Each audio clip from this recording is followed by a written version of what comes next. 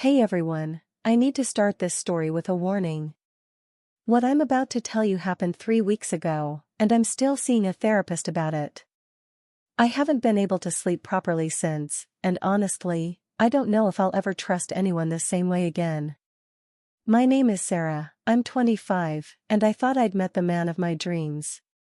His name was David, he was 28, charming, successful, and everything I'd been looking for in a partner. We met on a dating app 6 months ago, and for 5 months, our relationship was absolutely perfect. Too perfect, as I would later discover. If you've ever had that gut feeling that something was off but ignored it because everything else seemed so right, please listen to this story. Because what I found in his house, in that room he kept locked, it's something that will haunt me forever. David seemed like he stepped out of a romance novel. He was a software engineer, made good money, had his own house in the suburbs, and treated me like a princess. Our first date was at this upscale Italian restaurant where he remembered every little detail I mentioned about myself. Second date, he brought me flowers that matched my favorite color that I'd casually mentioned in passing. He was attentive, funny, and genuinely seemed interested in building a future together. We took things slow, which I appreciated. For the first 2 months, we mostly met at restaurants, went to movies, or hung out at my apartment. He said his place was under renovation and he was embarrassed about the mess. I thought it was sweet how he wanted everything to be perfect for me. When he finally invited me over after 3 months, his house was stunning. Modern, clean, perfectly decorated. I wanted it to be special for you, he said, giving me a tour of the living room, kitchen, and his bedroom. Everything felt so thoughtful and romantic.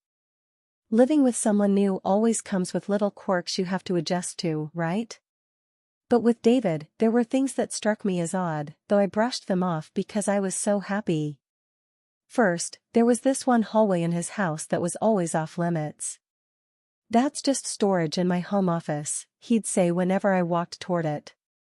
"It's a disaster zone, trust me, you don't want to see it." He'd laugh it off, but something about his tone always seemed tense. Then there were the phone calls. At least twice a week, he'd get calls that made him step outside or go to another room.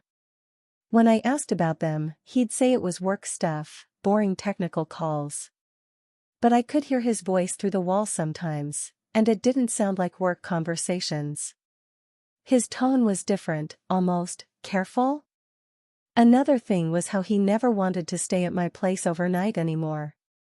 In the beginning, he'd sleep over all the time, but once I started coming to his house, he always had excuses for why we should stay there instead. The growing obsession and control. Around month 4, David started becoming more intense about our relationship.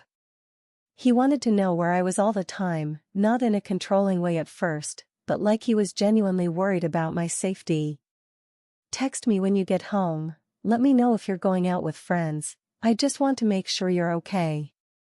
It felt caring initially, but it started escalating. He'd show up at my workplace with lunch surprises but would linger and chat with my coworkers, asking casual questions about my schedule and habits. He started suggesting I spend more time at his place instead of mine. "Your apartment is so small," he'd say, "and this neighborhood is so much safer." He even offered to help me break my lease early. Looking back, I realize he was slowly trying to isolate me and get me more dependent on him.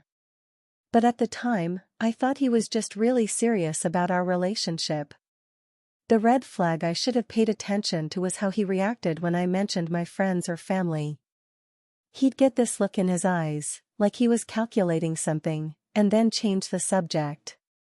Last month, David had to go out of town for a work conference for 3 days. He seemed nervous about leaving me alone, which I thought was sweet. "Promise me you'll stay at my place while I'm gone," he said. "I'll feel better knowing you're safe there."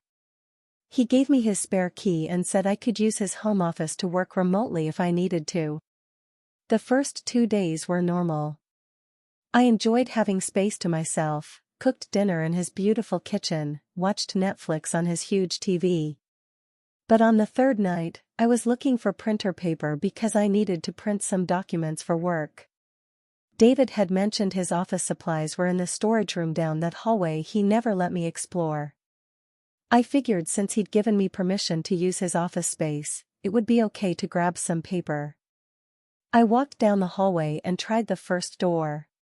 Locked. Tried the second door. Also locked. There was a third door at the end of the hall that had multiple locks on it. Not just a regular door handle lock, but deadbolts. High-security deadbolts. That's when my stomach started churning.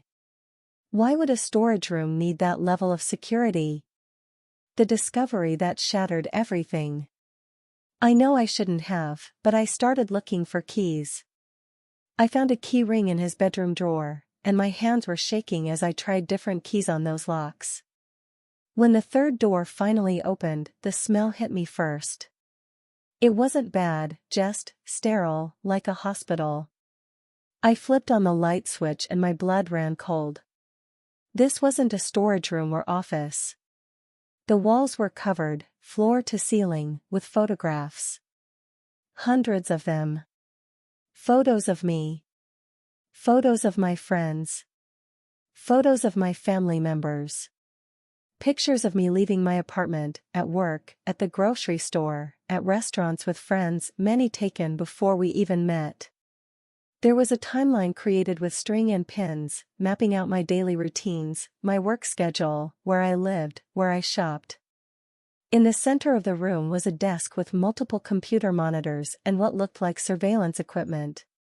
There were files, physical files, with detailed information about me, my family, my work colleagues, my ex-boyfriends. But the most terrifying part was the corner of the room.